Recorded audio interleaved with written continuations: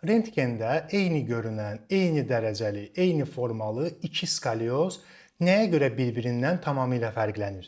Məsələn, belə bir nümunə çəkək. İki nəfərin rentgenini götürək və hər ikisində də 25 dərəcəli eyni nahiyədə olan skalyoz olsun.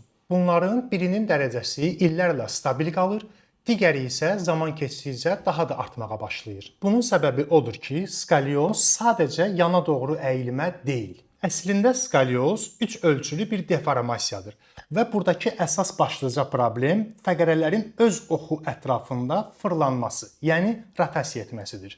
Məhz bu rotasiya ön nahiyədən döş qəfəsinin formasını dəyişə, arxa nahiyədən kürəkdə donqarlıq, yəni qabırğa çıxıntısı yarada və onurğanın ümumi biomexanikasını poza bilər. Bu səbəbdən də eyni kob bucağına malik eyni iki skalyoz rentgendə oxşar görünsə də, fəqərələrin rotasiya dərəcəsi, əyriliyin strukturu və onurğanın balansı tamamilə fərqli ola bilər. Nəticədə eyni bucağa sahib iki skalyoz gələcəkdə tamamilə fərqli davrana bilər. Skalyozu qiymətləndirərkən onun yalnız neçə dərəcə olduğunu yox, fəqərələrin rotasiyasını, bədənin balansını və deformasiyanın 3 ölçülü xüsusiyyətlərini də nəzərə almaq lazımdır. Çünki bir çox hallarda əsas məsələ əyriliyin özü yox, rotasiyanın bədəndə yaratdığı deformasiyalardır.